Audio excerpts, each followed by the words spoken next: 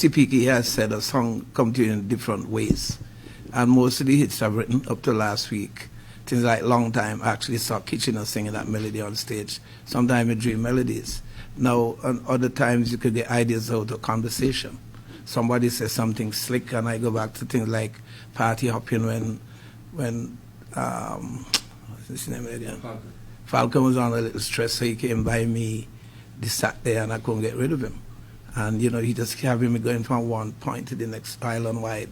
And I said to him, Falcon, what are you up to? You just have me driving all over the island. He said, boy, we party hopping. And that's why I wrote this song, Party Hopping. I thought that was a great idea.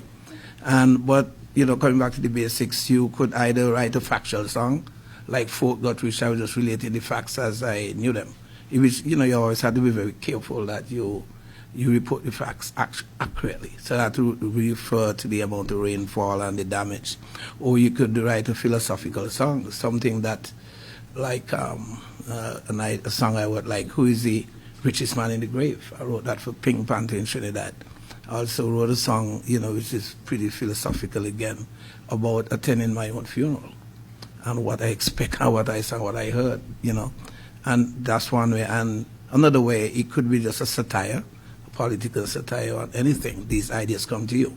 And that's why in my early days I could recall, just to give a bit of a history to support what I was saying. I figured that anybody can write a song. And the song is basically a poem with a melody. But, you know, there's certainly things you have to follow when it comes to Calypso, that there's no real metering in a poem. But I could recall I had my first experience in writing songs at secondary school. You know, a geometry teacher. Another time when we stole sweet drinks, and we had this debating society stuff in the afternoon. I made my first attempts at writing songs there. Then after he came to the Calypso competition, I didn't have enough confidence that I could write a song to compete. So I went to a gentleman called Mr. Ramsey and said, write me 2 songs.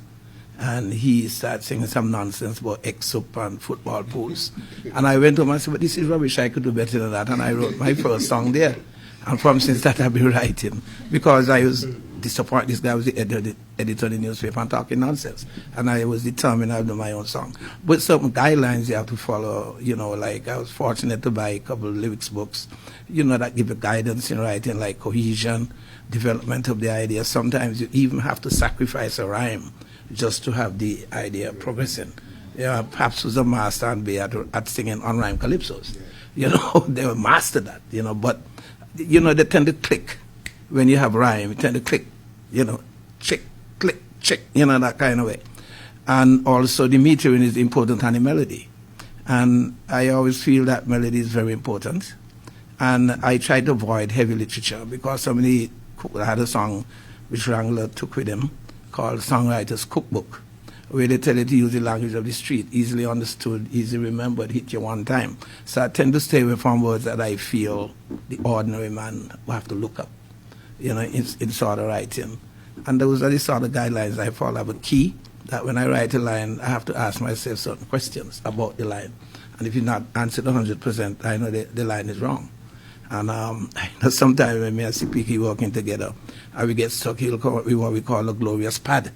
You know, just said, give a pad line just to get going. I said, no. But I just to show you the ability that persons have that they don't know. I could recall we were doing Fort Gut, and we were stuck for 3 weeks. I was very frustrated. If it continue, 3 inches of rain, sun was gone down the drain, if it continue. And I'm stuck on the University of Soca veranda, can't get to go any further. And my uncle and they said, come Jack, come this and that. And I'm cursing. And I could recall there was a little girl, 9-year-old girl, standing across the road, because they used to stand up and listen to us from junior, Dagenham Primary School there, junior primary. And when I said, if it continue, she said, Montserrat would have done for true. I said, Jesus Christ. Perfect line. You know, so I'm saying everybody has that ability, but some people don't trust themselves. And I saw like one of the late developing writers is Iceman. You know, I don't used to write with me, but I could see his work progressing and getting better and better every year. And this is why young people must use something that they feel they don't have, try. And you could only get better with time.